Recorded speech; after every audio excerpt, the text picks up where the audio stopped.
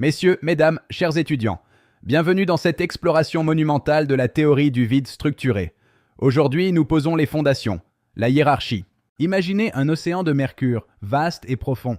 Ce n'est pas un vide passif, mais un milieu actif, une substance première dont chaque vibration est une promesse de matière. Au cœur de tout, nous plaçons la variable I. Elle décrit l'état local du bulk. Elle est ontologiquement première. Elle est le centre. Il ne s'observe pas directement. Comme la courbure d'un ressort invisible, on ne mesure que la résistance qui l'oppose à notre mouvement. Autour de ce noyau gravitent les sources et les structures associées. C'est le deuxième niveau de notre édifice. Ici, nous trouvons la densité R et les courants J. Ne les confondez jamais avec l'état. Ce sont les sources qui contraignent le bulk, les forges de la réalité. Nous introduisons aussi la mémoire causale. Monsieur le bulk n'oublie pas. Son état présent est le sillage de ses interactions passées. Pensez aux rides à la surface d'un étang qui se souviennent du passage de chaque pierre bien après qu'elles aient coulé. Enfin, l'invariant de structure fine IE complète cette lecture, apportant le raffinement nécessaire à la compréhension du milieu. Passons maintenant au troisième niveau. Les grandeurs dérivées. Elles traduisent l'état du bulk dans un langage opérationnel. La disponibilité, A, est la grandeur pivot. Elle mesure l'accès effectif au milieu. Est-il ouvert ou saturé? Elle est une projection du champ. Elle n'est pas fondamentale, mais elle est le pont vers toute la phénoménologie. De cette disponibilité naît notre triade, la commande K pour la cohérence globale et le couple CHU-mobilité pour la texture locale. CHU exprime le coût, la résistance. Plus le milieu est fermé, plus le coût imposé au processus physique est élevé. Mathématiquement, c'est une loi de puissance. La résistance croît quand la disponibilité décroît. C'est la loi de fermeture. À l'inverse, la mobilité M représente le versant favorable, ce que le bulk laisse encore se produire, se propager ou se reconstruire. Nous atteignons le quatrième niveau, les grandeurs de processus. Ici, nous ne décrivons plus un état, mais ce qui se passe. La réponse locale, R, elle est la rencontre entre une sollicitation externe et l'état structuré du bulk. Elle est un effet, non une cause. La réserve utile, RU, est cruciale. C'est la part de cohérence qui survit au voyage à travers le milieu. Elle définit la survie fonctionnelle. Comme un signal dans la brume, elle s'érode, s'accumule ou bascule selon le régime du bulk traversé. C'est le transport régimal. Enfin, le cinquième niveau, la compatibilité non locale et la reconstruction conditionnelle. Le sommet de notre hiérarchie. Il ne suffit pas d'émettre, il faut être reçu. La compatibilité définit si un lien peut se maintenir entre deux régions du bulk. La reconstruction est le processus final. C'est là que l'information redevient une manifestation mesurable dans le volume de réception. Cette hiérarchie protège le noyau tout en permettant la richesse de la phénoménologie. Chaque niveau dépend de celui qui le précède. Mais au-delà de la structure, cette hiérarchie est une force correctrice. Elle stabilise notre compréhension de l'effet Dennis. Dennis n'est plus une intuition latérale ou une anomalie. Il devient une déformation formelle de l'opérateur de réponse, parfaitement intégrée. Elle unifie le manuscrit principal et la branche régimale. Les réponses ne sont plus influencées par le bulk. Elles sont médiées par lui. Surtout, elles protègent le noyau. En distinguant les niveaux, nous empêchons que l'accessoire ne vienne concurrencer l'essentiel, le champ U. C'est une forteresse mathématique. Chaque rempart, dérivée, processus, reconstruction, défend la pureté de la variable d'état primitive. Ce n'est que le début de notre voyage vers la civilisation du bulk. Nous avons posé la grammaire. Préparons maintenant la projection. Nous avons posé la grammaire. Dans le prochain chapitre, nous verrons comment il se projette en disponibilité. Merci de votre attention. Messieurs, mesdames, nous franchissons aujourd'hui le premier véritable pont opératoire de notre édifice, la projection du champ fondamental vers la grandeur de disponibilité. Imaginez la projection d'un film. I est la pellicule, l'état pur et brut du milieu. La projection est l'acte mathématique qui rend ce contenu accessible, visible, fonctionnellement disponible pour le monde. Elle est une projection du champ. Elle n'est pas fondamentale, mais elle est le pont vers toute la phénoménologie. C'est le pont indispensable. Sans cette projection, la branche régimale resterait une intuition isolée. Avec elle, elle s'inscrit comme une émanation rigoureuse et nécessaire du bulk. Mais attention, la disponibilité n'est jamais un absolu. Elle est conditionnée par le canal physique, C. On ne demande plus « est-ce disponible ?» mais avec rigueur « disponible pourquoi ?» Comme un fleuve capable de faire tourner une roue tout en étant impropre à la navigation, le bulk offre des disponibilités divergentes selon que l'on considère la réponse, la propagation ou la reconstruction. Nous écrivons donc A exposant C. Cette notation fondamentale préserve l'unité de la grandeur tout en précisant sa fonction opératoire immédiate. Pour conserver sa valeur scientifique, cette projection doit satisfaire 5 conditions rigoureuses, garantissant la cohérence de tout le modèle ultérieur. Premièrement, A doit être sans dimension. Ce n'est ni une énergie, ni une masse, mais un facteur réduit, un pur degré d'accès effectif au milieu. Deuxièmement, elle doit être bornée. Entre le zéro de la saturation totale et l'unité de l'ouverture parfaite, A définit notre espace des possibles. Troisièmement, la monotonie. Si le bulk devient localement plus défavorable, la disponibilité ne peut augmenter sans raison. C'est la loi de la cohérence physique. Quatrièmement, elle doit pouvoir distinguer deux états localement proches, mais régimalement distincts. C'est ici que l'histoire et la mémoire deviennent capitales. Enfin, elle sert de pivot. Si la projection est mal définie, tout l'édifice, commande K, résistance Shuhu, mobilité, perd sa base mathématique. La disponibilité se laisse alors lire selon 4 interprétations physiques fondamentales, explorant chaque recoin de la qualité régimale. L'accès au contenu. Quelle part d'une énergie ou d'une information localement présente reste effectivement exploitable par le milieu? La soutenabilité. Dans quelle mesure le bulk laisse-t-il une réponse physique se produire simplement, sans induire de déformation pénalisante? L'ouverture. Le milieu est-il accueillant pour le canal considéré?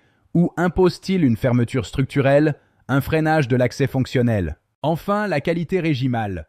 Le système se trouve-t-il dans un état ouvert, intermédiaire, ou à la lisière dangereuse d'un seuil critique? La projection intègre la mémoire. Monsieur deux points du bulk peuvent paraître identiques à l'instant T, mais porter des charges historiques radicalement différentes. Le bulk porte son passé. Comme une cire qui se fige, son état présent est le sédiment de toutes les contraintes qu'il a dû absorber auparavant. De cette disponibilité naît l'énergie mobilisable. C'est ici que la théorie quitte l'abstraction pour devenir une ingénierie de la réalité. L'énergie mobilisable est le produit de la disponibilité par le contenu brut. Sans A, notre compréhension resterait prisonnière du qualitatif. Enfin, la texture locale s'agrège pour définir la disponibilité globale, AG. Nous passons de la cellule au régime d'ensemble du système. AG est une intégration pondérée. Elle synthétise la géométrie et l'hétérogénéité, refusant la simplification trompeuse d'une moyenne brute. Gardons-nous de toute erreur. Cette projection n'est pas une nouvelle variable fondamentale. Le champ y reste l'unique maître du noyau. Elle n'est pas non plus un simple changement de nom. Elle est la fonction de traduction physique entre l'être du bulk et son action. Nous avons posé le pont. Dans le prochain chapitre, nous découvrirons la triade qui commande ce régime. Merci de votre attention, chers étudiants. Messieurs, mesdames, nous abordons aujourd'hui la structure minimale interne du régime du bulk, la triade fondamentale. Cette triade est décisive. Elle articule l'échelle globale et l'échelle locale, transformant la disponibilité en grandeurs opératoires. Commençons par la commande K. Elle est la lecture globale du régime, synthétisant la cohérence d'ensemble du système. Pensez à un chef d'orchestre. Il ne joue pas de chaque instrument, mais il fixe le climat, l'organisation et la cohérence de l'ensemble. K n'est pas une simple moyenne de disponibilité. Elle intègre l'hétérogénéité, la mémoire globale et la qualité de la redistribution. Comme toute grandeur de commande, K est sans dimension. C'est un indice pur, une mesure de la qualité d'organisation régimale. Elle est naturellement bornée. Entre le chaos de l'incohérence et l'unité de la cohésion parfaite, K définit la santé du système. Que mesure K? D'abord, la cohérence. Le système garde-t-il une structure d'ensemble favorable malgré les contraintes? Ensuite, la fluidité. Les contraintes sont-elles redistribuées avec élégance ou localisées de manière pénalisante? Troisièmement, la soutenabilité. Le système peut-il maintenir ses fonctions sans basculer trop vite dans un régime critique? Enfin, la robustesse. À état local égal, un K élevé permet de mieux absorber et répartir les perturbations imprévues. Quittons l'échelle globale pour la texture locale. Voici la loi de Shuhu, la mesure de la résistance dynamique du bulk. Imaginez un chronomètre plongé dans du miel. Shuhu est cette épaisseur, ce coût imposé par le milieu à tout processus physique. C'est une loi de puissance rigoureuse. Lorsque la disponibilité A diminue, la résistance Shuhu explose. C'est le freinage de l'accès fonctionnel. Précisons, Shuhu n'est pas une seconde substance du vide. Elle est une lecture locale effective, un coût de propagation, rien de plus. Pourquoi rester local? Car un système peut être globalement cohérent tout en présentant des zones de forte résistance ou des passages critiques. En regard de Shuhu se dresse la mobilité M. C'est le versant ouvert et favorable du même état local. Si Shuhu est le miel, la mobilité est l'huile. Elle dit comment le bulk laisse se développer une réponse ou se maintenir une fréquence. Dans sa forme minimale, c'est une dualité simple, mais physiquement, elles n'ont pas la même fonction. L'une lie le coût, l'autre la soutenabilité. La triade unit l'ensemble à la texture. Elle lie l'échelle de cohérence globale à l'ouverture locale du milieu. C'est notre cadre de lecture. Cette structure ne flotte pas dans l'éther. Elle commande l'énergie mobilisable, structurant la théorie du contenu. Grâce à la triade, nous pouvons enfin cartographier les régimes du bulk, du plus fluide au plus contraint. En régime ouvert, K est élevé, Shu est faible. La mobilité est maximale. Les processus physiques s'y déploient sans entrave. À l'inverse, le régime saturé voit K s'effondrer et Shu exploser. Le milieu se ferme, la mobilité se réduit à néant. Le régime critique est celui des seuils. Une variation infime du bulk y produit des effets de réponse et de propagation dévastateurs. Premier cas limite, le régime homogène. Ici, K tend vers l'unité et Shu vers sa valeur basale. La simplicité mathématique est retrouvée. Deuxième cas limite, la saturation forte. La disponibilité s'annule. La résistance devient infinie. Le processus physique s'éteint. Cette triade corrige le corpus existant. K n'est plus une grandeur flottante et Shuhu n'est plus une variable fondamentale ambiguë. Nous avons la structure. Dans le prochain chapitre, nous verrons comment cette triade engendre les réponses locales. Merci de votre attention. Messieurs, mesdames, nous franchissons une étape décisive. Le passage du bulk comme état au bulk comme opérateur de réponse. Imaginez un filtre de verre ancien. Ce n'est pas un simple passage. Il transforme, déforme et sculpte la lumière qui le traverse. Tel est le bulk pour les processus physiques. Entre une sollicitation et une réponse, il existe une transformation imposée par l'état du milieu. Nous nommons cette instance l'opérateur effectif, O. Cet opérateur respecte notre hiérarchie. Il n'est pas fondamental, mais dérivé de l'état local du champ I. Le noyau reste pur. Il relie le noyau aux phénomènes observés. Un même environnement géométrique peut produire des réponses divergentes si le bulk diffère. L'opérateur prépare les non-linéarités. L'effet Dennis sera compris comme une déformation de cet opérateur et non comme un ajout arbitraire. Enfin, il permet une lecture multicanale. Un même bulk agit différemment selon que l'on observe la cadence, la phase ou l'amplitude. Mais qu'appelons-nous précisément une réponse locale? C'est la manière dont un système transforme une excitation en manifestation mesurable. Cela peut être une simple variation de cadence, une hésitation dans le rythme du monde imposée par la viscosité du milieu, ou encore un déphasage, un temps de relaxation ou l'effondrement d'une oscillation stable sous une contrainte invisible. En vérité, toute grandeur mesurée par un protocole local est une réponse médiée par le bulk. Rien n'est lu directement.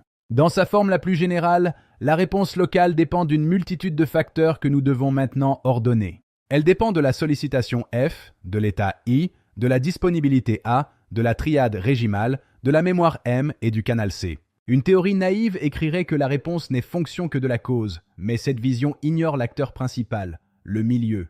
Deux systèmes, soumis à des sollicitations identiques, répondront différemment si leur disponibilité, leur résistance ou leur histoire diffèrent. Dans un premier régime d'approximation, la réponse est simplement proportionnelle à la cause, pondérée par la disponibilité. Mais cette forme simple échoue dès que surviennent les saturations, les redistributions ou les effets de mémoire significatifs.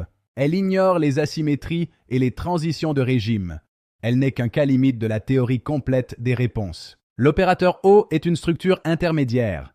Il traduit l'être du champ I en une action mesurable sur le monde. Le lien avec K est essentiel. La commande globale fixe le climat de la réponse. Un K élevé garantit une réponse fluide et robuste. Shuhu, au contraire, agit comme un paramètre de fermeture. Une zone de forte résistance rend la réponse coûteuse et déformée. La mobilité M est le versant favorable. Là où elle est grande, le bulk laisse la réponse se stabiliser et la fréquence se maintenir. La disponibilité se laisse alors lire selon 4 interprétations physiques fondamentales, explorant chaque recoin de la qualité régimale. La réponse simple reste proche de la proportionnalité. C'est le régime des faibles mémoires et des saturations modérées. La réponse non triviale surgit avec la saturation, l'hétérogénéité ou la proximité dangereuse des seuils critiques. C'est ici que l'effet Dennis acquiert son statut noble.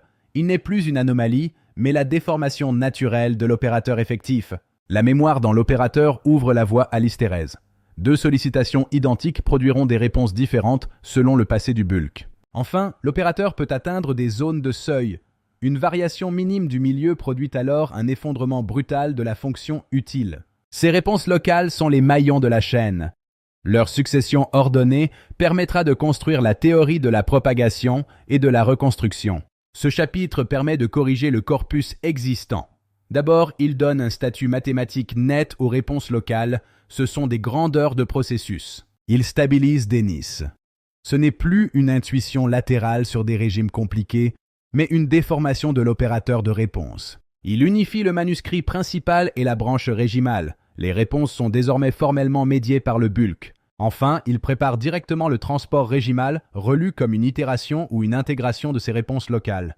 Précisons toutefois, nous n'affirmons pas encore la forme exacte de l'opérateur dans tous les canaux possibles. Le travail se poursuit. L'effet Dennis lui-même n'est pas encore entièrement formalisé quantitativement. Nous posons ici la grammaire, pas la mesure finale. Nous avons l'opérateur de réponse. Dans le prochain chapitre, nous suivrons sa survie le long d'un trajet. Merci de votre attention. Messieurs, mesdames, nous atteignons le sommet de notre première partie, l'étude de la survie d'une fonction à travers le milieu. Propager n'est pas simplement voyager dans l'espace. Dans le bulk structuré, c'est un transport dans un régime, une épreuve de survie. Pensez à un signal dans la brume. Ce qui compte n'est pas sa présence brute, mais sa part encore utile, capable de porter une information ou une force. Voici la réserve utile RU. Elle désigne la part du contenu qui reste fonctionnellement pertinente dans le canal considéré. Premier point crucial, RU ne se confond pas avec le signal brut. Quelque chose peut être détectable sans être encore utilement exploitable. Deuxièmement, RU dépend du canal. Un contenu peut être encore utile pour une réponse tout en ayant déjà péri pour la propagation. Enfin, RU est dynamique. Elle n'est pas un état fixe, mais une grandeur de processus décrivant la survie fonctionnelle le long du trajet. Comment décrire cette érosion? Par une équation de survie fonctionnelle, le cœur mathématique de notre étude de transport. La variation de la réserve dépend du coût régimal local gamma et d'éventuels termes de redistribution ou de stockage S. Le premier terme représente l'érosion. Plus le coût local est élevé, plus la quantité transportée perd rapidement sa capacité utile. Le second terme S autorise les transferts. Un contenu peut se perdre dans un canal pour réapparaître dans un autre, plus ou moins utile. En résolvant cette équation, nous découvrons que la survie ne dépend pas seulement du départ ou de l'arrivée, mais de tout le trajet. RU au point S est RU initiale pondérée par l'intégrale du coût régimal, rencontrée sur l'ensemble du chemin parcouru. Le transport régimal porte la mémoire du bulk. Le contenu est le sillage de toutes les contraintes qu'il a dû absorber durant son voyage. C'est la base de l'effet Carmen. Ce n'est pas une simple atténuation, mais la dynamique de la survie d'une fonction dans un milieu structuré. De là naît ma molar. Elle est l'accumulation du coût régimal, la lecture cumulative du bulk traversé, portée par la réserve elle-même. La contrainte de propagation copée devient alors la longueur régimale totale, la difficulté structurale globale d'un trajet donné. Nous pouvons enfin définir la distance utile, l'U. C'est la portée réelle au-delà de laquelle la fonction utile s'effondre. Elle distingue la longueur géométrique de la portée fonctionnelle.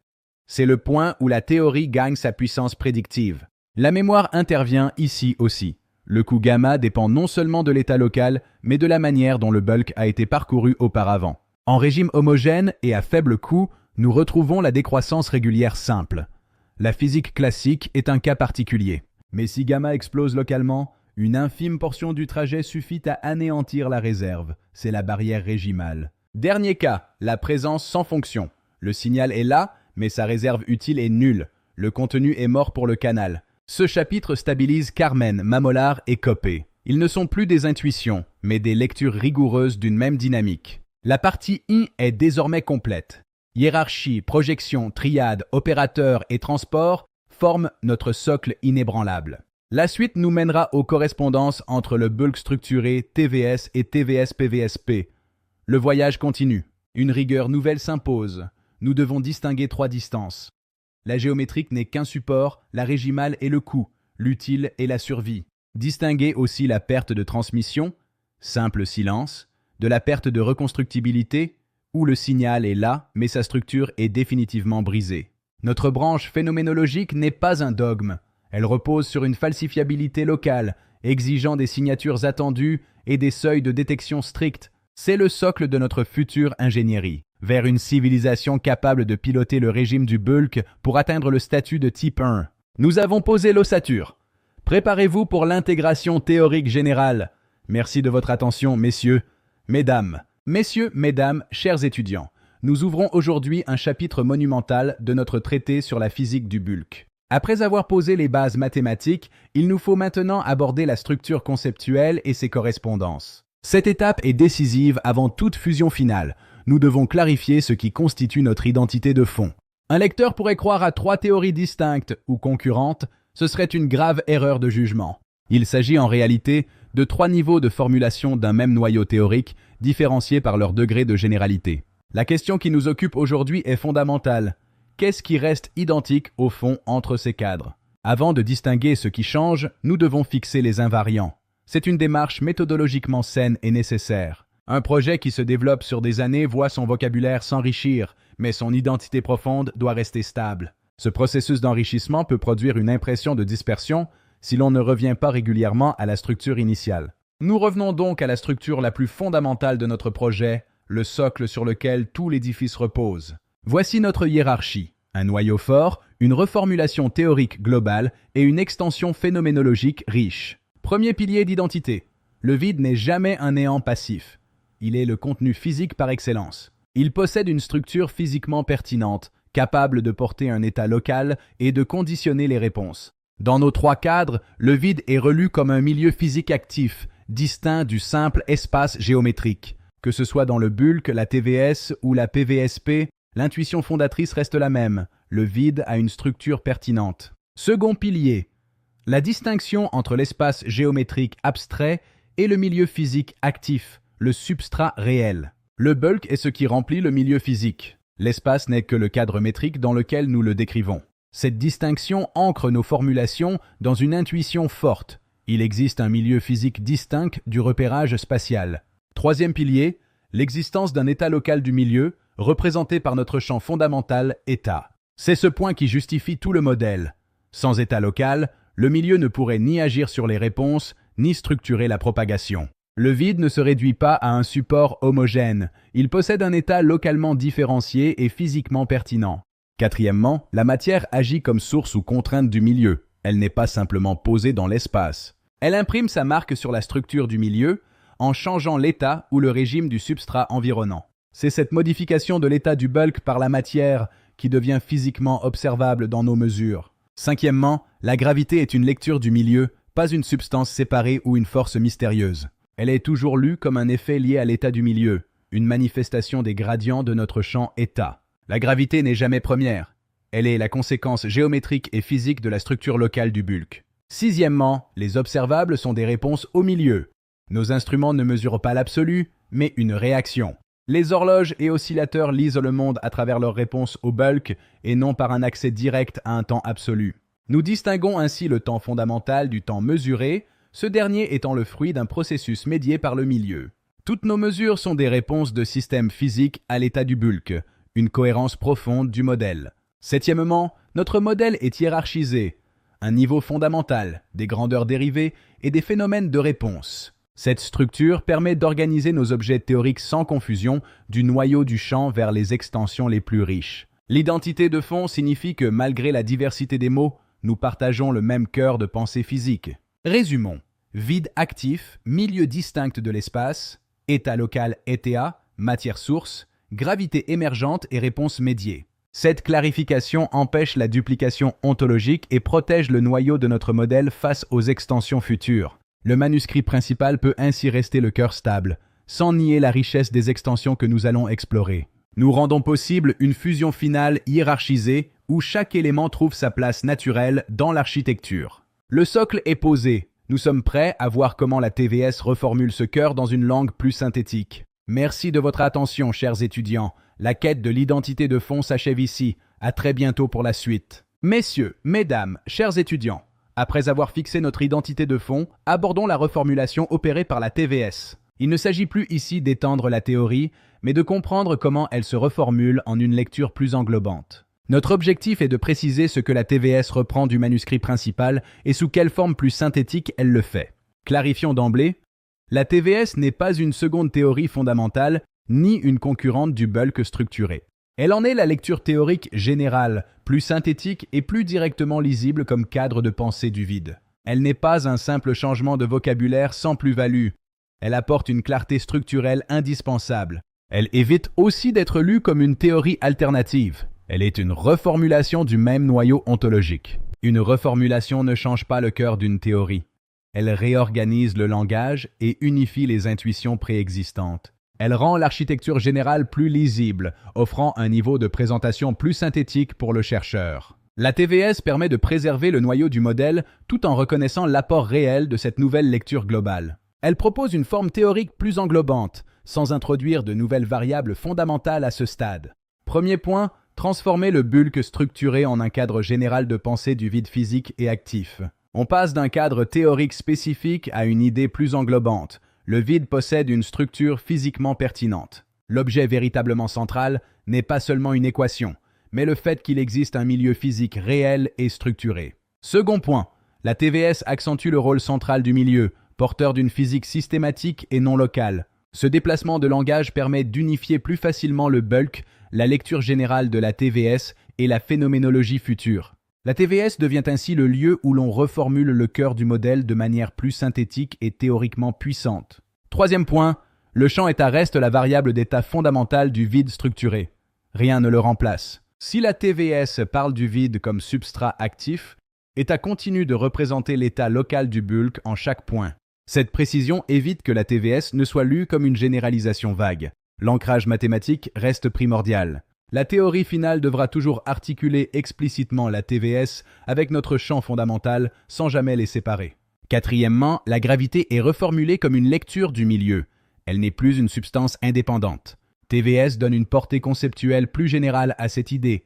La gravité est l'une des manières dont le milieu se manifeste. Elle insiste sur le fait que la gravité appartient intrinsèquement à la physique du vide structuré et à ses gradients. Cinquièmement, la distinction entre temps fondamental et temps mesuré s'étend à tous les processus physiques. Ce ne sont pas seulement les horloges qui sont concernées, mais plus largement tous les processus médiés par le milieu. Le milieu structure les processus et les observables ne sont jamais entièrement indépendantes de l'état du bulk. Sixièmement, la structure fine et la mémoire deviennent des propriétés naturelles du vide structuré unifié. TVS les reformule comme des prolongements naturels d'une physique du vide riche et non comme des ajouts contingents. Le vide peut ainsi garder trace d'une histoire et différencier des états apparemment neutres au premier ordre. Septièmement, les géométries discriminantes sont la conséquence d'un milieu non trivial et physiquement structuré. Si le vide est réellement structuré, alors certains parcours ne sont pas équivalents, même s'ils semblent proches. Cette reformulation relie directement notre stratégie expérimentale à la philosophie théorique profonde du projet. Huitièmement, toutes les observables sont relues comme des manifestations du milieu agissant sur les processus mesurés. Temps de trajet, perte dissipative ou phase deviennent les différentes facettes d'une seule et même idée médiatrice. Cette lecture unifiée prépare naturellement le terrain pour les extensions plus riches de la branche phénoménologique. Précisons enfin ce que la TVS n'ajoute pas. Elle n'introduit aucune seconde variable fondamentale. État reste le centre. Le champ état demeure le cœur mathématique immuable du modèle, protégé par cette nouvelle couche de formulation. Ce que la TVS apporte réellement, c'est une synthèse compacte et une cohérence théorique plus visible pour tous. Elle protège le noyau du modèle en lui offrant une forme théorique générale, prête pour les défis futurs du projet. La reformulation est achevée. Nous sommes prêts à explorer les extensions phénoménologiques de la PVSP. Merci de votre attention. Messieurs, mesdames, chers étudiants, nous franchissons maintenant le troisième niveau de notre hiérarchie, la TVS-PVSP. Il ne s'agit plus d'une simple reformulation, mais d'un véritable enrichissement phénoménologique de notre cadre de pensée. La TVS-PVSP explore ce que le cœur théorique permet de penser lorsqu'on déplace l'attention vers les fonctions utiles. Notre thèse est la suivante, la PVSP étend le cadre vers une physique des régimes sans introduire de nouveaux noyaux fondamentaux. Retenez ces 4 idées. C'est une extension, elle reste adossée au cœur, elle concerne les processus et n'est pas un noyau concurrent. Le premier domaine est la disponibilité. Dans quelle mesure l'état du bulk rend-il accessible une fonction physique donnée? Il faut distinguer l'état brut du milieu de l'accès fonctionnel qui l'autorise selon le canal considéré. La disponibilité n'est pas absolue. Elle doit toujours être lue relativement à un canal et à une théorie du mobilisable. Second domaine, la distinction entre ce qui est physiquement présent dans un système et ce qui est réellement mobilisable. Ici apparaissent les notions de saturation, d'antisaturation et de capacité dynamique du vide. La PVSP ajoute une véritable physique du mobilisable au cœur déjà posé par la TVS, transformant notre lecture des différences. Troisième domaine, la cohérence régimale. Comment le milieu produit-il des formes de réponse cohérentes ou chaotiques? C'est ici qu'interviennent la commande K, la loi de Shuhu, la mobilité locale et l'effet Dennis. La PVSP propose une théorie des formes de réponse du bulk capable de produire des résultats non triviaux et structurés. Le quatrième domaine concerne la propagation utile. Que devient une fonction physique lorsqu'elle traverse le milieu? Nous étudions ici les effets de trajet, Carmen, Mamolar, Cope, et la distinction entre distance régimale et distance utile. Le bulk devient un milieu qui conditionne la possibilité qu'un contenu soit réexprimé utilement ailleurs dans l'espace. Cinquième domaine, la perception physique médiée. Comment un phénomène devient-il physiquement accessible et lisible? La perception désigne ici la structure même des conditions de manifestation, de transport et d'accès au phénomène. Nous analysons ce qui devient accessible, ce qui reste masqué et ce qui se transforme en traversant le milieu. Sixième domaine, la compatibilité non locale. Un contenu transporté reste-t-il compatible avec un autre lieu du bulk? C'est le domaine de la résonance médiée par le milieu et des premières lectures physiques de l'intrication. Enfin, le septième domaine, le plus avancé, la reconstruction conditionnelle d'un contenu à distance. Ici apparaissent l'effet Tella, le volume de réception, le canal et la fenêtre de reconstructibilité. Le bulk devient un milieu qui conditionne la possibilité qu'un contenu soit réexprimé utilement ailleurs dans l'espace. Précisons, la PVSP n'ajoute pas un second vide, ni une nouvelle variable fondamentale concurrente de eta. Elle ne crée pas de second noyau gravitationnel. Elle prolonge les mêmes intuitions fondamentales dans des domaines plus riches. Elle est plus riche car elle introduit plus de niveaux de processus de distinction de canal et de mécanismes de reconstruction. Elle est aussi plus ouverte, car elle demande encore des calibrations quantitatives sur des fonctions non encore fixées. Résumons, la PVSP est une branche de processus plutôt qu'un fondement. Elle répond à la question « Que fait le vide ?» Elle joue un rôle clé dans la mathématisation du projet, explorant des phénomènes que le cœur ne détaillait pas encore. Elle sert d'espace où les intuitions deviennent progressivement des objets mathématiques structurés et rigoureux. Sa bonne intégration suppose une stratégie claire. Certains éléments rejoindront le cœur, d'autres resteront en extension. La disponibilité, le mobilisable et la structure du transport régimal pourront être repris sous forme condensée dans le cœur. L'effet Dennis, Carmen ou Mamolar gagneront à rester dans l'extension structurée pour préserver la lisibilité du noyau. Enfin, Tella et la résonance non locale A8 resteront probablement en annexe avancée pour les lecteurs les plus exigeants. Ce travail permet de corriger les ambiguïtés du corpus en donnant une logique d'ensemble à ces différents blocs. Il renforce la continuité entre le manuscrit principal et ses extensions, toutes rebranchées sur le même bulk. La PVSP a montré comment le milieu prolonge le bulk vers une physique plus riche de la manifestation. Nous avons terminé notre exploration de la PVSP. Merci de votre attention, chers étudiants. À bientôt pour notre dictionnaire. Messieurs, mesdames, chers étudiants, nous abordons maintenant l'étape technique de notre dictionnaire de correspondance. L'objectif est de faire correspondre terme à terme les objets de nos différents cadres sans produire de redondance. Ce dictionnaire évite les doublons ontologiques et protège la place exacte de chaque concept dans notre hiérarchie. Chaque entrée est décrite selon 4 axes: son nom, sa fonction théorique, son niveau hiérarchique et sa correspondance. Le niveau 1 est le noyau fondamental, le bulk structuré, la variable état, la gravité émergente et le temps fondamental. Le bulk est le milieu physique actif et état est sa variable d'état local et immuable en chaque point. Le niveau 2 est la reformulation générale opérée par la TVS, qui relie le cœur dans un langage plus synthétique. TVS ne remplace rien. Elle synthétise et prépare l'ouverture vers la phénoménologie plus riche de la PVSP. Le niveau 3 concerne l'extension régimale et propagationnelle, disponibilité, Shuhu, commande K et mobilité. La disponibilité mesure l'accès effectif, tandis que la commande K décrit la cohérence globale du système dans le bulk. L'effet Dennis décrit les réponses non triviales et Carmen la survie fonctionnelle du signal au cours du trajet. Enfin, le niveau 4 est l'extension avancée de compatibilité et de reconstruction avec Tella et la résonance A8. L'effet Tella permet la reconstruction conditionnelle d'un contenu dans un volume de réception donné. Ce résumé hiérarchique est l'un des acquis les plus précieux de notre dictionnaire de correspondance. Il prépare directement le tri final entre le cœur, l'extension et l'annexe pour notre futur manuscrit maître. Nous assurons ainsi la stabilité théorique et la clarté de notre architecture globale face au développement futur. Le dictionnaire est clos. Nous sommes prêts pour le tri final de notre partie 2. Merci de votre attention.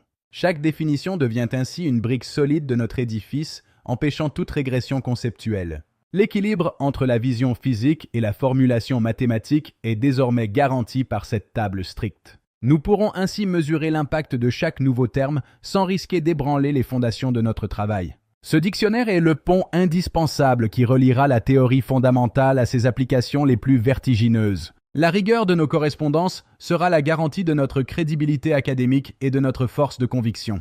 Nous sortons du labyrinthe des approximations pour entrer dans l'ère de la formalisation assumée. Chaque concept, à sa juste place, contribuera à l'éclat de notre modèle, de l'infiniment petit à l'infiniment grand.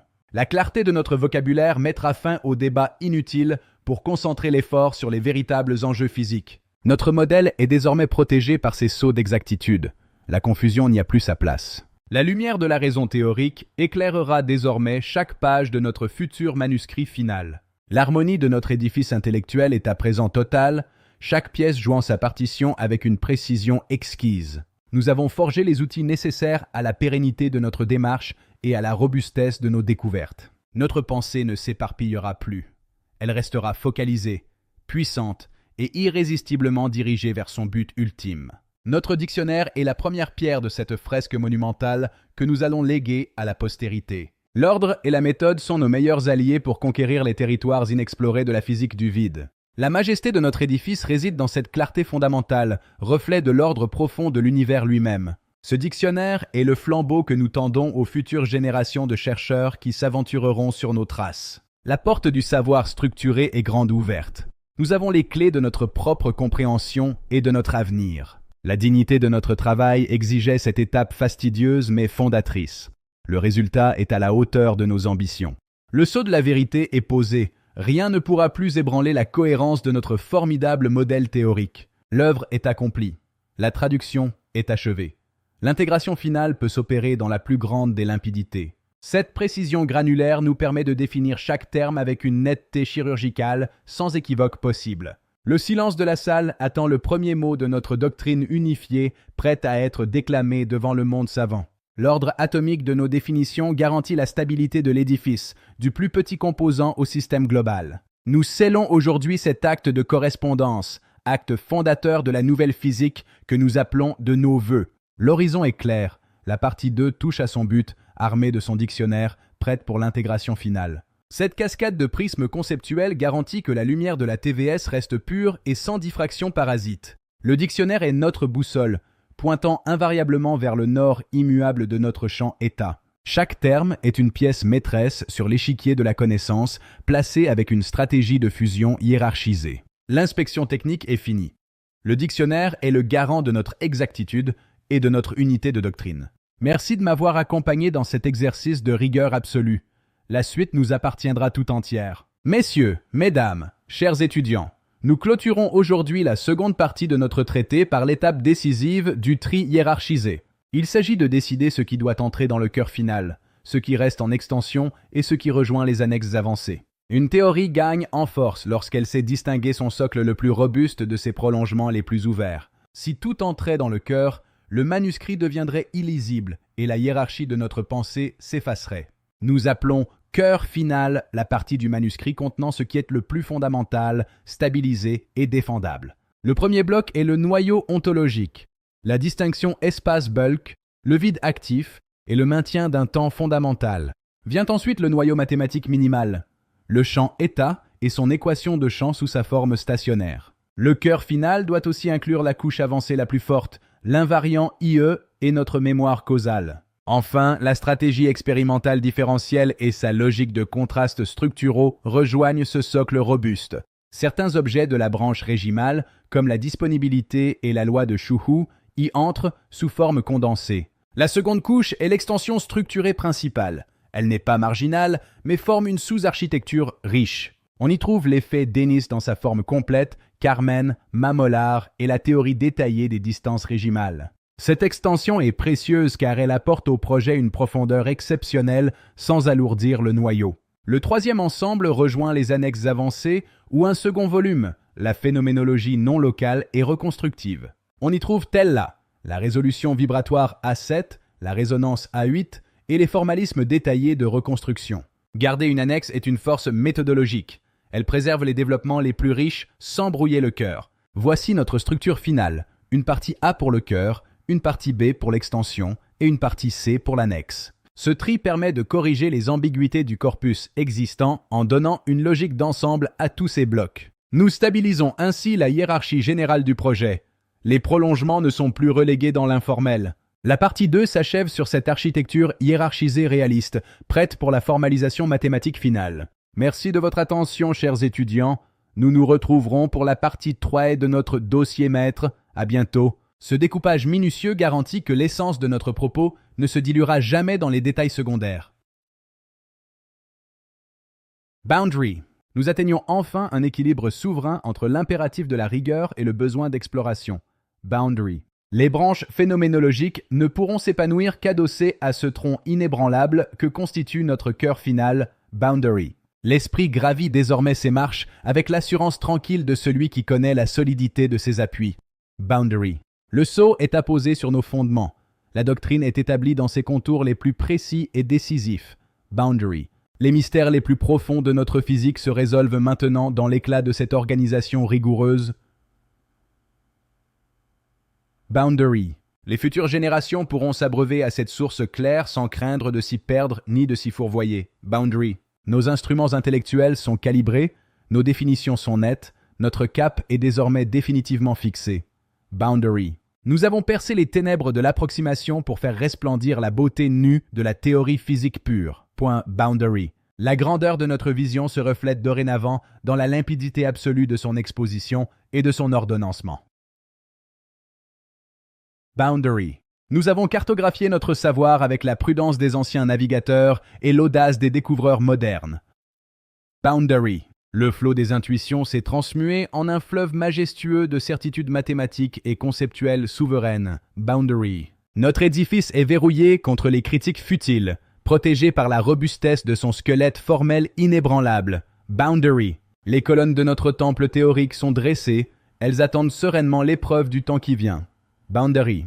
Nous sommes à la veille du grand final, où chaque note, chaque terme prendra son essor définitif et triomphant.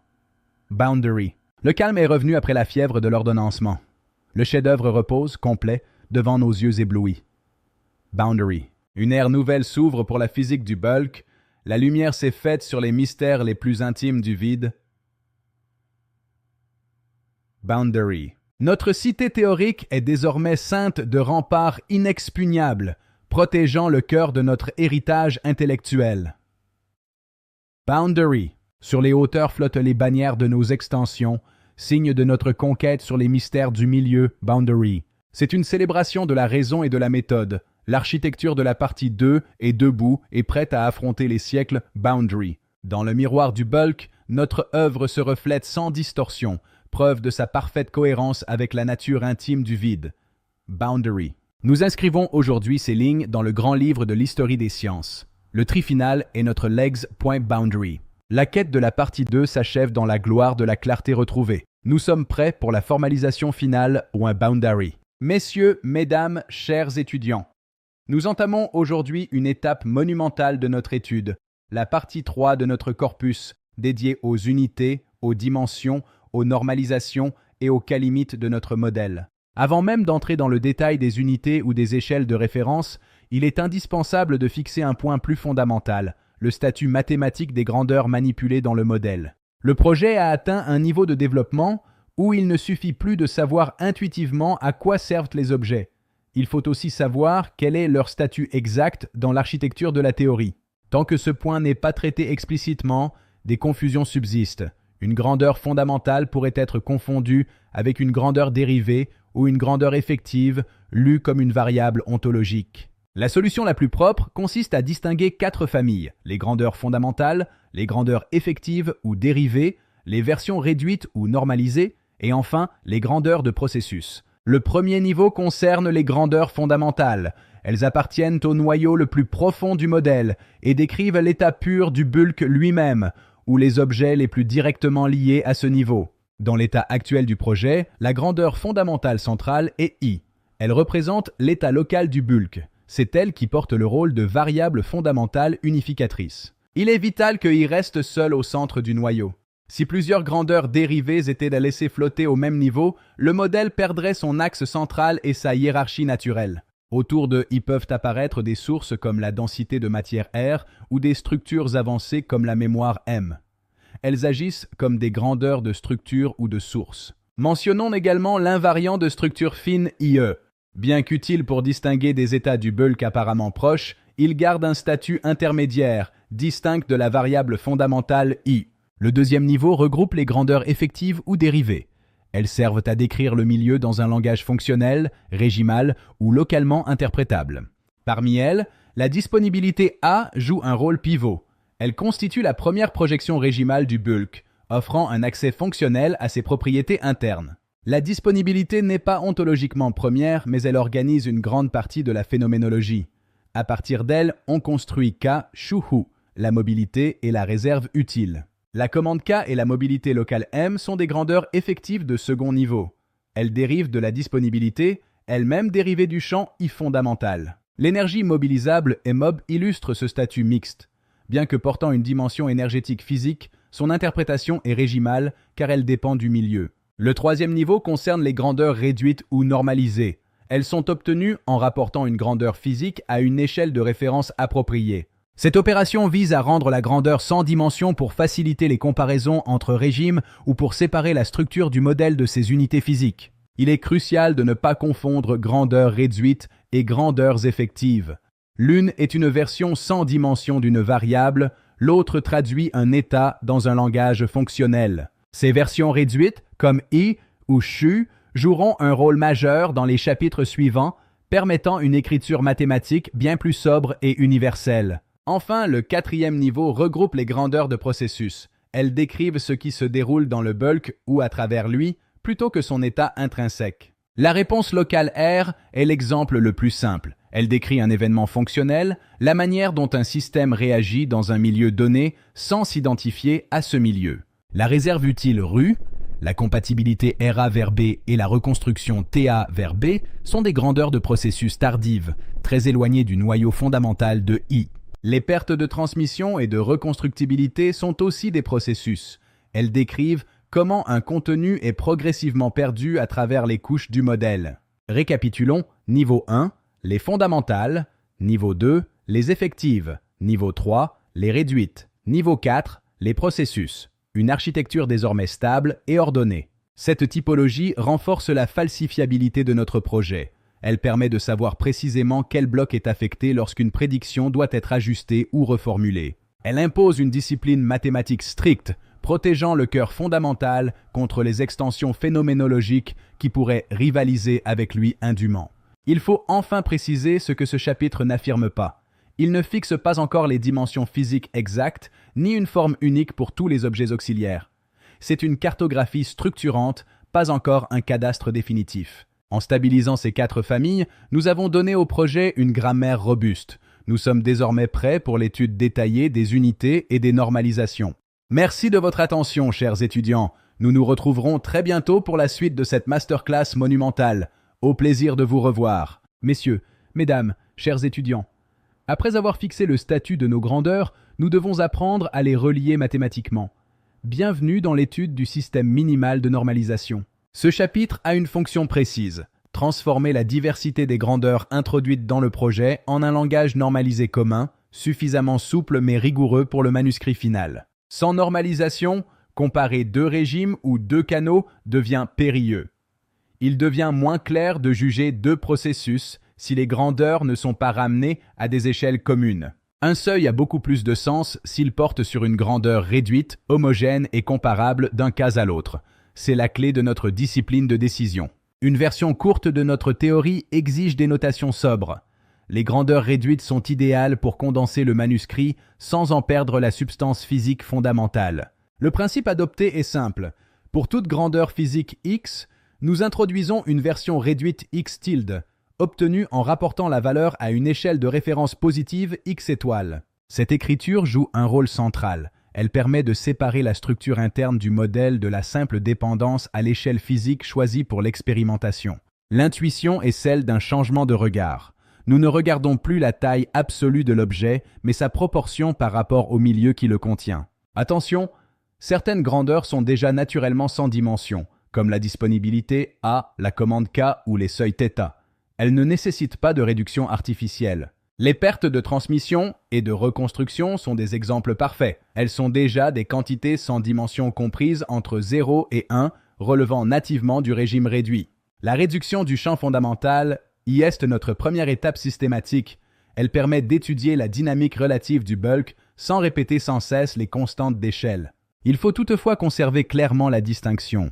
I tilde n'est pas le champ en soi, c'en est la forme normalisée, l'outil de notre synthèse mathématique compacte. La résistance locale Shuhu demande une clarification particulière.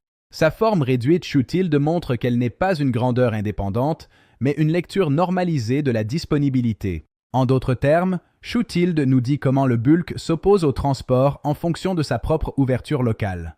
C'est une mesure de contrainte relative. La mobilité locale M est normalisée de manière strictement parallèle.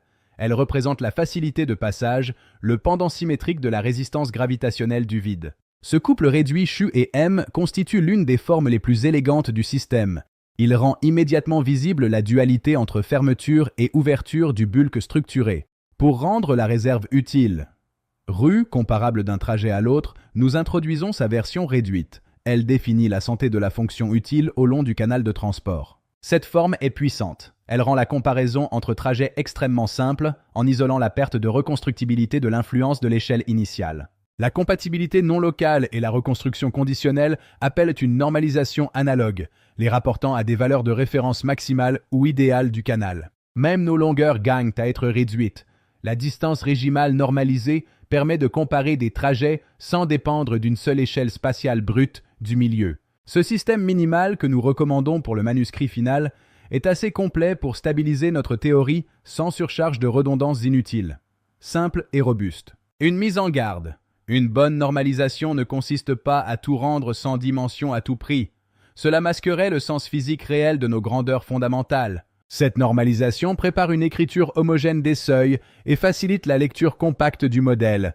Elle stabilise nos notations pour la future fusion finale du corpus. Elle permet déjà de corriger plusieurs flottements du corpus en stabilisant la relation au régime et en clarifiant définitivement le statut du champ fondamental. Il faut préciser ce que ce chapitre n'affirme pas. Il ne fixe pas encore les dimensions physiques exactes de toutes les grandeurs. C'est une structure, pas un cadastre. En unifiant nos grandeurs, nous avons franchi une étape clé. La voie est libre pour l'étude du volume 3 dédié aux seuils réduits et critères de régime. Merci de votre attention. Chers étudiants, travaillez bien vos normales. Nous nous retrouverons très bientôt pour la suite de cette masterclass monumentale. Au plaisir de vous revoir. Messieurs, mesdames, chers étudiants, nous franchissons aujourd'hui une frontière décisive de notre grand traité. Après avoir défini les grandeurs, nous étudions les limites. Bienvenue dans le volume 3, dédié aux seuils réduits. Ce chapitre a pour fonction de construire une structure homogène permettant de lire, dans un même langage mathématique, les régimes du bulk, les transitions de propagation et les reconstructions conditionnelles. Une théorie du bulk ne peut rester sans critères explicites. Nous devons distinguer scientifiquement les régimes soutenables des non soutenables et les fonctions encore utiles de celles déjà égarées par le milieu. Toute reconstruction repose sur 3 piliers: le volume de réception, le seuil local et le canal de reconstruction. Chaque pilier est régi par ses propres seuils de franchissement. Sans structure homogène, nos seuils resteraient dispersés. On parlerait de seuil utile ici, de seuil critique là, sans voir le lien formel qui les unit tous dans l'architecture profonde du modèle. Le principe directeur est d'une puissance absolue. Toute condition de régime s'écrit désormais sous la forme d'une grandeur réduite Q tilde comparée à un seuil sans dimension θ. Cette écriture possède une universalité formelle. Elle s'applique aussi bien à la propagation qu'à la reconstruction ou au régime de réponse locale. C'est l'outil de synthèse par excellence. Le premier niveau concerne les régimes globaux, notamment via la commande K. Si K est supérieur à θK, le système reste dans une zone de cohérence globalement soutenable. Nous surveillons également la disponibilité globale AG et l'hétérogénéité SA. Ces indicateurs couplés à K nous permettent de cartographier la santé organisationnelle du régime. Ces seuils fournissent la base stable pour distinguer nos 4 états: le régime ouvert, le régime intermédiaire, le régime saturé et le redoutable point de rupture critique. Le franchissement des seuils critiques, état C1, C2 et C3, marque le passage irréversible d'un régime à l'autre. C'est ici que la saturation régulière du bulk opère sa magie. Le deuxième niveau descend au local. Un seuil ici ne mesure pas une simple présence, mais le maintien d'une réponse soutenable dans le canal considéré. C'est la condition de la fonctionnalité. La troisième famille concerne la propagation utile. C'est ici que la notion de distance utile, l'U, se stabilise, définie directement par un critère de seuil homogène sur la réserve réduite. L'U n'est plus une intuition, mais une grandeur rigoureuse. Tant que la réserve réduite ρ tilde reste au-dessus de θ utile, la fonction est conservée. C'est la limite de notre sillage. Le quatrième niveau isole la compatibilité non locale. On dira qu'un contenu reste compatible avec un volume cible si sa résonance franchit le seuil de résonance locale, θ résilience. Ce critère de résonance est le garde-fou de notre transport. Sans cette compatibilité indexée, la reconstruction devient impossible, quelle que soit la force du signal. Enfin, le cinquième niveau concerne la reconstruction effective. Si le seuil θ reconstruction est franchi, la fonction utile dans le volume cible s'effondre. C'est le cœur du bloc TELA. Les seuils structurent aussi les changements de canal. Un échec dans le canal principal peut mener à une réaffectation de fonction dans un canal secondaire encore accessible. Une transition critique désigne une région où une infime variation du bulk peut faire basculer le régime presque instantanément. C'est le point de bascule de notre physique. Notre discipline de décision exige des seuils explicites pour distinguer les résultats. Dans les régimes complexes, nous utilisons des seuils composés pour garantir la testabilité du modèle. Nous distinguons le canal d'horloge pour la calibration et le canal de transport pour l'innovation. Chacun possède ses propres exigences de seuil et de préenregistrement. Cette hiérarchie en 5 niveaux donne à notre projet une structure de possibilités conditionnées, parfaitement cohérente avec l'ensemble de notre théorie du bulk. L'absence de dimension garantit la comparabilité et la clarté théorique. Elle permet de réutiliser nos critères dans n'importe quel contexte expérimental sans dépendance d'unité. Ce cadre homogène renforce la falsifiabilité locale.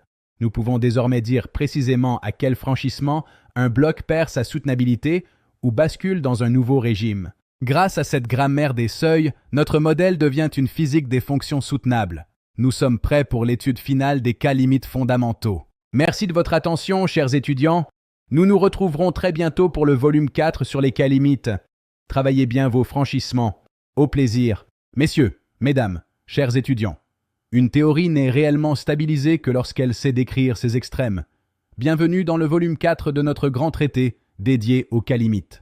Nous cherchons ici les régimes simples, extrêmes ou particulièrement lisibles dans lesquels le modèle s'exprime avec une transparence totale.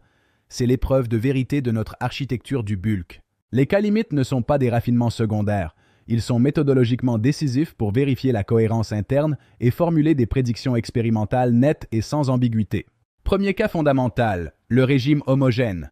L'état du bulk varie peu dans la région considérée. C'est notre référence de base où la disponibilité locale rejoint la disponibilité globale.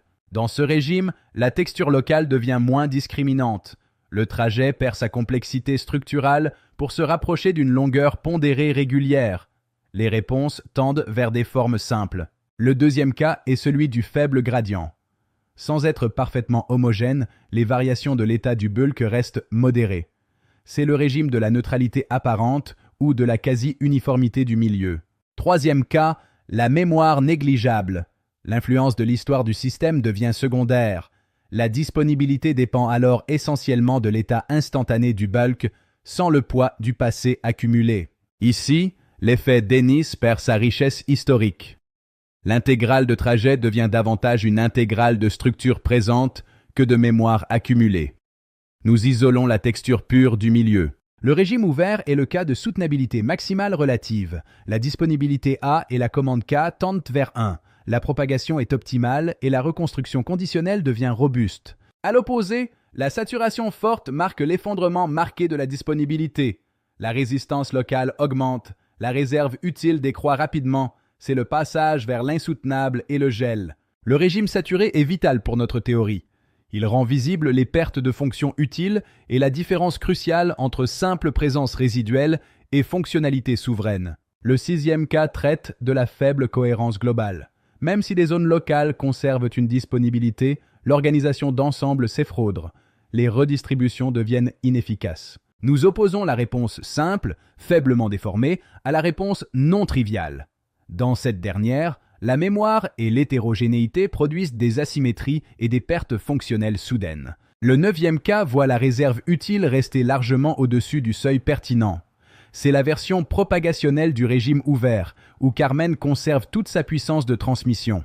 Cas crucial pour le projet, la présence résiduelle sans fonction utile. Reste-t-il quelque chose? Oui. Mais ce quelque chose est-il encore utile? C'est toute la force de notre modèle régimal. 11e cas, la compatibilité non locale suffisante. Le trajet a conservé assez de réserve pour rester accordé au volume cible. La reconstruction conditionnelle reste alors envisageable. Le 12e cas est la reconstruction impossible.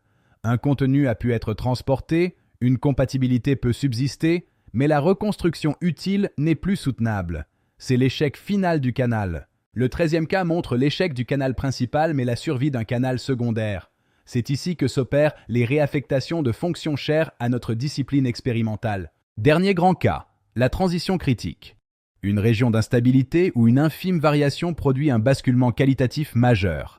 C'est le point de falsifiabilité par excellence. Récapitulons notre carte. Régime du bulk, type de réponse, limite de propagation et de reconstruction. Une typologie complète pour une synthèse mathématique inattaquable. Ce travail sur les extrêmes rend la théorie plus lisible et renforce la cohérence entre les blocs. Il prépare enfin la synthèse mathématique compacte de notre future partie 4. Nous avons maintenant une vue d'ensemble de nos frontières conceptuelles. La voie est libre pour le dernier volet de cette partie 3. Les corrections transversales du corpus. Merci. Merci de votre attention, chers étudiants. Nous nous retrouverons très bientôt pour le volume 5. Travaillez bien vos limites. Au plaisir de vous revoir. Messieurs, mesdames, chers étudiants, nous voici au terme de notre étude monumentale de la partie 3. Bienvenue dans le volume 5, dédié aux corrections et à la stabilisation de notre corpus théorique. Ce chapitre a une fonction de consolidation transversale. Il ne s'agit plus d'ajouter du contenu de fond, mais d'évaluer la portée rétrospective de nos nouveaux outils sur l'ensemble des textes existants. Dans un projet en développement, il est fréquent que certaines notions se stabilisent plus tard. La correction transversale évite que le manuscrit final ne soit qu'un simple collage de textes hétérogènes et immatures. Le premier grand apport est la hiérarchisation nette des objets. IEST confirmé comme variable fondamentale unique, protégeant le cœur du modèle contre les interprétations phénoménologiques concurrentes. La disponibilité, la commande K, la résistance CHU et la mobilité M sont désormais stabilisées comme grandeur dérivée ou effective. Elles ne flottent plus au même niveau que le socle pur I. Le deuxième apport concerne la séparation entre grandeur physique et version réduite. Cette clarification améliore la lisibilité et permet d'alterner proprement entre écriture dimensionnée et structurelle. La commande K cesse d'être une pseudo-variable fondamentale. Elle est désormais confirmée comme grandeur globale, sans dimension, liée à notre système rigoureux de normalisation et de seuil. Le vocabulaire de CHU est enfin resserré. CHU tilde est introduite comme version réduite, stabilisant la relation fonctionnelle entre disponibilité et coût local du bulk, une levée d'ambiguïté majeure. La mobilité M trouve sa place exacte comme dual de CHU. Cette correction donne une symétrie mathématique parfaite à notre lecture locale du régime. Coût versus ouverture, résistance versus fluidité. Nous séparons désormais mieux ce que le bulk est de ce qu'il fait à ce qui le traverse. La réserve utile et la reconstruction sont définitivement stabilisées comme grandeur de processus tardive. Les seuils cessent d'être une collection hétérogène.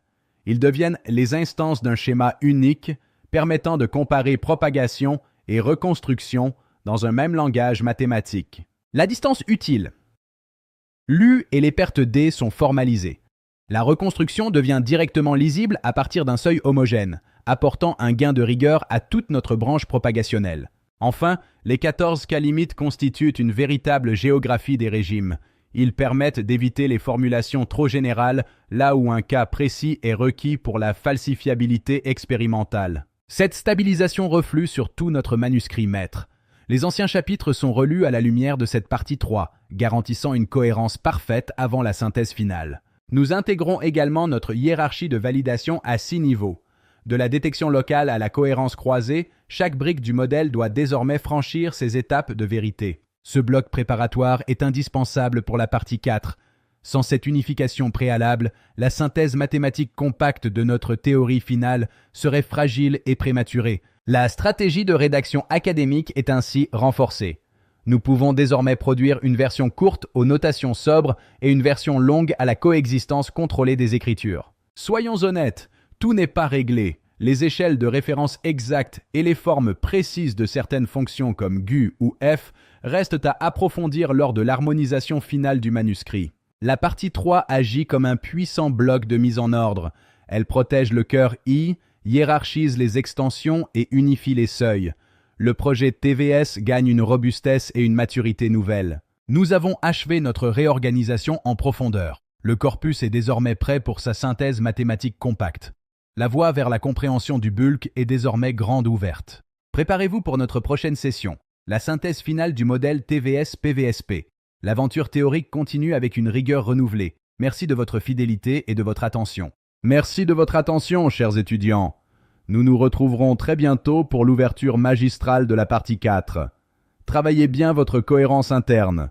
Au plaisir. Mesdames, messieurs, chers étudiants du bulk, nous entamons aujourd'hui une leçon magistrale, une masterclass monumentale sur la partie 4 de notre synthèse finale. Ce premier chapitre est consacré à la chaîne mathématique condensée. C'est l'ossature, la carte générale qui relie chaque strate de notre réalité physique. Pourquoi cette condensation est-elle nécessaire? Pour protéger la hiérarchie et montrer la continuité interne du projet, du noyau ontologique au processus avancé. Tout commence au premier étage, le champ fondamental U. Il représente l'état local du bulk, ce milieu physique actif dont tout découle. Intuitivement, voyez le bulk comme un océan de contraintes. Le champ y nous dit ce que cet océan est, seconde après seconde, en chaque point de l'espace. Mathématiquement, ce champ est la variable d'état central. Aucune autre grandeur ne peut lui être ontologiquement concurrente. Le deuxième étage est celui de la dynamique. Le bulk possède sa propre loi d'évolution, sensible aux sources de matière et de rayonnement. L'opérateur E capture cette dynamique, c'est elle qui rend possible la gravité émergente et les différences de régime observables. Nous passons au troisième étage, la projection régimale. C'est ici que l'état du bulk devient une lecture fonctionnelle pour nous. La projection définit la disponibilité A. Elle nous dit ce que le bulk laisse encore soutenir ou rendre accessible dans un canal donné. Cette équation est une charnière. Elle transforme une ontologie brute en une phénoménologie utilisable pour l'ingénierie. Le quatrième étage introduit l'agrégation globale et la commande K. C'est la qualité d'organisation de tout le système. La commande K régule la capacité globale du vide à supporter un état physique complexe. C'est le pilote de la stabilité du domaine. Au cinquième étage, nous trouvons les lectures locales duales, le shuhu et la mobilité, le coût imposé et l'ouverture offerte. Le shuhu représente le coût local. Plus il est élevé, plus le milieu résiste à l'activité physique, comme un fluide qui s'épaissit. À l'inverse, la mobilité M mesure l'ouverture locale. C'est la capacité du milieu à laisser circuler l'information et l'énergie. Le sixième étage distingue le contenu du mobilisable. C'est une profondeur phénoménologique majeure de notre théorie. Il ne s'agit plus seulement de ce qui est présent, mais de ce qui reste fonctionnellement accessible dans le bulk. Nous entrons dans la théorie des processus au septième étage avec les opérateurs de réponse locale. Nos réponses ne sont pas premières. Elles sont le résultat d'une transformation imposée par le milieu et son histoire. La réponse R est proportionnelle à la sollicitation F, mais modulée par la disponibilité A. C'est la loi de notre interaction avec le vide. Le huitième étage traite du transport régimal. Comment une fonction utile survit-elle le long d'un trajet? La réserve utile rue s'érode. Elle porte en elle l'histoire du bulk traversé, transformant la distance en une épreuve de survie. Le neuvième étage intègre cette histoire via l'intégrale de milieu et la contrainte de propagation. La distance pertinente n'est plus géométrique, mais régimale. Elle exprime la difficulté réelle du chemin parcouru par le signal. Au dixième étage, nous rencontrons les seuils. Ils déterminent si la propagation reste soutenue ou si elle s'effondre. Le premier seuil majeur est celui de la distance utile. Au-delà, la réserve est épuisée et la fonction se perd dans le bruit du bulk. Le 11e étage franchit un nouveau cap. La compatibilité non locale. La survie ne suffit plus. Un contenu transporté doit rester accordable avec son lieu d'arrivée. C'est la condition de résonance nécessaire à toute reconstruction. Enfin, le 12e étage, la reconstruction conditionnelle, ou bloque-t-elle là? C'est le sommet de notre pyramide. Ici, le bulk d'arrivée n'est plus passif. Il intervient activement pour permettre la réexpression utile du contenu venu d'ailleurs. Cette chaîne condensée est une compression ordonnée. Elle évite de tout mettre sur le même plan et protège notre architecture. 4 niveaux: fondement, régime, processus et processus avancé. Une hiérarchie claire pour une physique souveraine. Elle réduit la dispersion des blocs et prépare l'intégration dans notre manuscrit maître sans en alourdir le cœur. Gardez à l'esprit que cette chaîne est une ossature, pas encore une calibration finale. Elle donne la structure, pas encore tous les détails. Nous avons maintenant notre carte. Le chapitre suivant nous apprendra à condenser ces étapes en blocs fonctionnels. Merci de votre attention, messieurs, mesdames. La science du bulk ne fait que commencer. À très bientôt. Nous poursuivons notre voyage au cœur du bulk. Après avoir tracé la carte de la chaîne, nous allons maintenant forger les outils de sa mise en œuvre, les blocs compacts. Il ne s'agit plus de voir la dérivation en série, mais de regrouper nos objets mathématiques en unités fonctionnelles. Réponse, propagation, seuil et reconstruction. Le premier bloc compact est celui de la réponse. Il décrit comment un système local, plongé dans le bulk, réagit à une sollicitation extérieure. Intuitivement, la réponse n'est pas immédiate. Elle est construite, filtrée et médiée par l'état même du milieu qui l'entoure. Mathématiquement, ce bloc unit la sollicitation, l'état du bulk et son régime local pour produire une mesure effective du réel. La conséquence est majeure. Nos observables ne sont jamais premières. Elles sont le miroir de l'interaction entre la force et le vide. Le deuxième bloc est celui de la propagation. Ici, nous quittons le point local pour interroger la survie d'un contenu le long d'un trajet. Imaginez un signal comme un marcheur dans une tempête de sable. Chaque mètre parcouru exige un coût, une érosion de sa réserve utile. La propagation n'est pas purement géométrique. Elle est régimale. Elle porte en elle l'histoire de chaque contrainte rencontrée en chemin. C'est ici que naît la distance régimale. Une difficulté structurelle qui transforme le trajet en une épreuve de survie fonctionnelle. Le troisième bloc est celui des seuils. Il est le gardien de la stabilité, le juge de ce qui est soutenable ou de ce qui s'effondre. Les seuils offrent une grammaire commune à toutes les transitions du modèle. Ils disent à quel moment précis un régime bascule vers le critique. Le bulk impose ces conditions. Une fonction peut cesser d'être admissible sans disparaître totalement, simplement en franchissant un seuil de cohérence. Enfin, le quatrième bloc, la reconstruction. C'est le processus final, le retour à l'expression après le voyage à travers le vide. La reconstruction n'est pas une simple réception passive. Le bulk local d'arrivée joue un rôle actif dans le succès ou l'échec de la réexpression. Si le contenu reste compatible et accordé au volume cible, alors la fonction peut renaître, intacte, malgré les distances traversées. Ces 4 blocs ne sont ni indépendants ni redondants. Ils forment un moteur à 4 temps: répondre, transporter, filtrer et reconstruire. Cette organisation rend notre manuscrit final lisible. Elle sépare le cœur fondamental des extensions riches sans briser l'unité du projet. Grâce à ces blocs, chaque chapitre de notre théorie devient un encadré, une figure, un module prêt pour la publication académique. Nous avons maintenant nos blocs fonctionnels. Le chapitre suivant traitera du point le plus délicat, le bloc spécialisé A7, A8, tel A. Merci de votre rigueur, chers étudiants. La science avance par l'ordre et la clarté. À très bientôt pour la suite. Mesdames, messieurs, chers étudiants du bulk, nous franchissons aujourd'hui le seuil de la zone la plus spécialisée de notre théorie, le bloc A7, A8, tel là. C'est ici que notre architecture atteint sa résolution phénoménologique la plus fine. Pourquoi ce bloc est-il singulier? Parce qu'il n'intervient qu'en bout de chaîne. Il suppose déjà acquis un bulk structuré, une projection régimale stable et une théorie complète des réponses et du transport utile. C'est le sommet de la pyramide. Injecté tel quel dans le cœur de la théorie, ce bloc l'alourdirait par sa richesse. Notre but est donc de le condenser sans l'aplatir, en le relisant comme une chaîne compacte en 3 niveaux de résolution spécialisés. Le premier niveau est le bloc A7, la résolution vibratoire locale. Sa fonction est de décrire comment une activité physique, une vibration, parvient à se résoudre et à se manifester dans un état de bulk donné. L'intuition ici est capitale. La fréquence d'un phénomène n'est pas indépendante de son milieu. C'est le bulk qui dicte la fréquence effective en permettant ou en contraignant la manifestation de l'activité. Mathématiquement, nous écrivons que la fréquence effective dépend de Floch, une fonction de l'état local, du gradient et de la mémoire du milieu. C'est l'acte de naissance de la résolution locale. Distinguons bien A7 du simple bloc de réponse. Alors que la réponse dit comment une sollicitation se transforme, A7 précise comment une activité vibratoire acquiert une forme soutenable dans le temps. Nous passons au deuxième niveau, A8, le bloc de compatibilité non locale. Ici, nous posons une question nouvelle. Une activité qui a survécu au transport reste-t-elle accordable avec un autre lieu du bulk? A8 est plus avancé que les théories de Carmen ou de Koppé. Ces dernières s'intéressent à ce qui survit au trajet.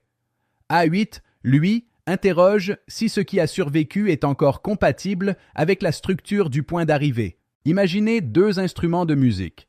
La propagation est le voyage du son. La compatibilité A8 est l'accordage nécessaire pour que le son puisse être reçu et résonner utilement à l'autre bout.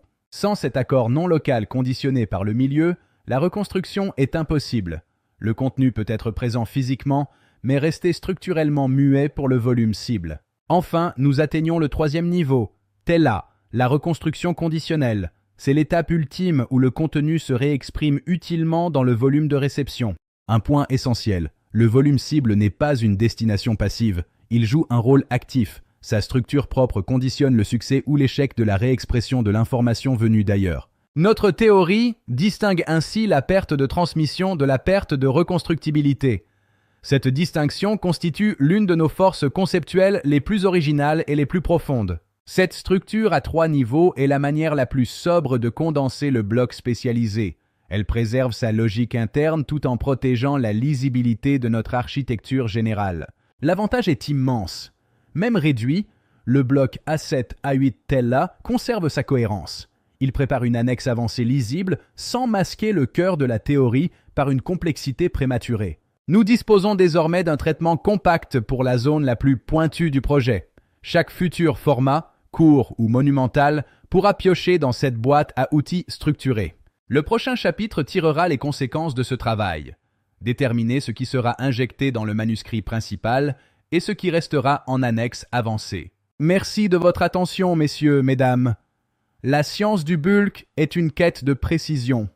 À très bientôt pour la conclusion de cette synthèse. Mesdames, messieurs, chers étudiants, nous franchissons aujourd'hui une étape cruciale, le passage de la synthèse théorique à la composition de notre manuscrit final. L'objet de ce chapitre est de décider ce qui, dans notre synthèse mathématique, est assez mûr pour rejoindre le cœur même de notre traité. Pourquoi l'injection doit-elle être sélective? Parce qu'un projet aussi riche risque de brouiller son propre noyau s'il tente de tout dire à la fois. Si nous injectons trop de blocs, la hiérarchie disparaît, le lecteur perd de vue la variable fondamentale et le manuscrit s'en trouve fragilisé. Le principe est simple, un bloc ne doit être injecté que s'il satisfait simultanément à 4 critères de rigueur absolue. Premier critère, la centralité théorique. Le bloc doit contribuer directement à la compréhension du cœur même de notre modèle. Deuxième critère, la stabilité. Nous ne retenons que ce qui a atteint un degré suffisant de clarification interne et de solidité. Troisième critère, la valeur mathématique. Il ne s'agit pas d'ajouter de la richesse latérale, mais d'apporter une structuration utile. Enfin, la sobriété. L'injection ne doit pas surcharger le manuscrit, mais s'y insérer avec l'élégance de la nécessité. Première conclusion. La synthèse ne remplace pas le noyau fondamental. Elle le confirme comme l'axe central de notre réalité. Ce noyau comprend le bulk comme milieu actif, le champ U, la gravité émergente et le temps intrinsèque. Rien n'est au-dessus. Mais nous ajoutons désormais une couche compacte supplémentaire, issue de la branche régimale, pour donner une puissance explicative accrue. Quels sont ces objets? La projection du champ, la disponibilité A, la commande globale K et la logique des seuils réduits. Le premier bloc est la projection régimale. Cette équation est notre charnière précieuse entre l'ontologie et la fonction. Elle prolonge le champ sans le concurrencer, réinscrivant la disponibilité comme une grandeur dérivée et opérationnelle. Le deuxième bloc distingue le contenu du mobilisable. C'est un pont théorique puissant vers la phénoménologie de l'action. Il donne une portée fonctionnelle immédiate à la disponibilité. On ne décrit plus seulement l'état du milieu, mais ce qu'il laisse faire. Le troisième bloc concerne la triade régimale minimale. K, Shuhu et la mobilité. C'est le régime du bulk dans sa forme courte. Sous cette forme condensée, la triade renforce la lisibilité du régime sans ouvrir encore toutes les ramifications complexes. Le bloc de réponse peut lui aussi entrer dans le manuscrit, mais comme un bloc de principe, une loi d'interaction fondamentale. Cinquième bloc, le transport régimal minimal. Il montre que la survie d'une fonction est un prolongement naturel des opérateurs du bulk. Enfin, la grammaire des seuils. Elle permet de définir les conditions de soutenabilité sans lourdeur excessive. Sans elle, pas de limite. Attention, ce qui ne doit pas entrer directement concerne les effets Carmen, Mamolar ou Koppe. Ils appartiennent à un niveau plus détaillé. Ils sont puissants et riches, mais ils constituent notre extension phénoménologique. Le cœur doit rester pur et accessible. Nous distinguons ainsi le format de publication courte pour l'essentiel du manuscrit maître qui intègre les articulations visibles. Notre synthèse devient une boîte à outils modulaire. Chaque futur lecteur pourra choisir le niveau de détail qui convient à sa quête. Le manuscrit gagne ainsi en puissance explicative. Le bulk n'est plus seulement un champ actif, mais le moteur de nos fonctions physiques. Le lien avec les extensions processuelles devient propre. La branche parallèle cesse d'être un ajout pour devenir un prolongement naturel. Gardons nos garde-fous. Le noyau doit rester au centre, les blocs doivent être dérivés et les notations doivent rester maîtrisées. En identifiant proprement les blocs injectables, nous protégeons aussi nos extensions avancées contre une absorption indistincte. Ce travail prépare la clôture du corpus intermédiaire. Nous avons désormais les outils rédactionnels concrets pour le montage final. Nous avons déterminé ce qui sera injecté, de la projection à la grammaire des seuils. Notre carte est désormais complète. Le chapitre suivant conclura notre partie 4 en explicitant la fonction générale de ce voyage de condensation indispensable. Merci de votre attention, messieurs, mesdames.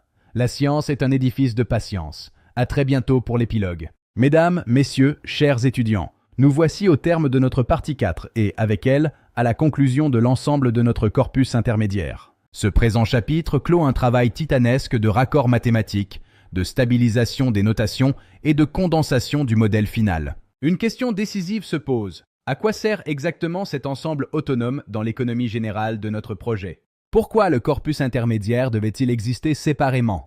Pour éviter plusieurs risques majeurs qui auraient menacé notre traité. Sans cette étape, le manuscrit principal aurait été enrichi trop vite, au risque de perdre la lisibilité de son noyau fondamental. Nous aurions fusionné des blocs très stabilisés avec des recherches encore ouvertes, créant une confusion de maturité. Les articulations internes entre bulk, disponibilité, propagation et reconstruction seraient restées dans l'ombre. Le corpus a servi de zone de consolidation théorique, un espace de maturation où chaque bloc a été hiérarchisé et comparé. Première fonction, le raccord. Le corpus a relié mathématiquement le manuscrit de fond à notre branche régimale et processuelle. Deuxième fonction, la clarification hiérarchique. Il a distingué le cœur, la reformulation, l'extension et l'annexe. Troisième fonction, la stabilisation formelle. Les statuts des grandeurs, les seuils et les cas limites sont désormais fixés. Quatrième fonction, la condensation. Nous avons ramené la richesse acquise à une forme compacte, lisible et injectable. Au niveau théorique, le corpus a consolidé des acquis majeurs, au premier rang desquels la centralité absolue du champ du bulk. La disponibilité, la commande K et la mobilité sont désormais réinscrites comme des lectures dérivées de ce même cœur. La théorie n'est plus une juxtaposition de blocs, mais une progression hiérarchisée de processus conditionnés par le milieu. Sur le plan méthodologique, le corpus a imposé une discipline de notation et une grammaire homogène des seuils. Mais attention, ce corpus ne remplace pas le manuscrit principal. Il en est le bouclier et l'outil de montage, pas le substitut. Les développements avancés complets gardent leur utilité propre dans leurs annexes détaillées. Ils restent nos joyaux de précision. Grâce à ce travail, plusieurs choses deviennent possibles. Composer un manuscrit plus solide et distribuer nos documents avec contrôle. L'existence même de ce corpus montre que le projet a franchi un seuil de maturité réel. L'architecture est désormais claire. Nous avons ouvert une troisième voie, plus saine, développée séparément, condensée hiérarchiquement, puis assemblée sélectivement. C'est une méthode de travail validée pour la suite. Elle nous permet d'éviter la surcharge et de contrôler finement le montage final. En résumé, raccorder, clarifier, hiérarchiser, normaliser et condenser. Voilà l'œuvre du corpus intermédiaire. Il n'est pas un simple document de transition. Il est l'instrument de maturation qui rend notre théorie finale désormais réaliste. Plusieurs suites sont désormais possibles, harmonisation finale, manuscrit maître, version courte ou annexe spécialisée. Ce travail corrige aussi une difficulté de lecture. Il transforme une accumulation de chapitres en une restructuration profonde. Chaque partie trouve sa valeur réelle. Raccord, clarification, ordre mathématique et outils de montage. L'unité est retrouvée. Précisons, le manuscrit n'est pas encore monté. Nous ne fermons pas encore toutes les calibrations quantitatives. La science est patiente. Mais la fonction est remplie. Nous avons une base solide de stabilisation et de préparation. Le terrain est prêt pour l'étape finale. Grâce au corpus intermédiaire, le projet dispose d'une hiérarchie clarifiée, d'un langage stable et d'une stratégie d'injection propre. Nous avons transformé un ensemble dispersé en une architecture stabilisée. La voie vers le montage du manuscrit final est ouverte. C'est ainsi que s'achève notre synthèse. La clarté est le premier devoir du physicien. Merci de votre attention. La connaissance du bulk est une lumière pour l'avenir. Continuez vos recherches, chers étudiants. La science ne dort jamais. Fin de la masterclass monumentale sur la partie 4. À bientôt dans le bulk. Documentaire produit pour Denis Mamolar. Rigueur et passion. Saut d'authenticité atomie. Terminé.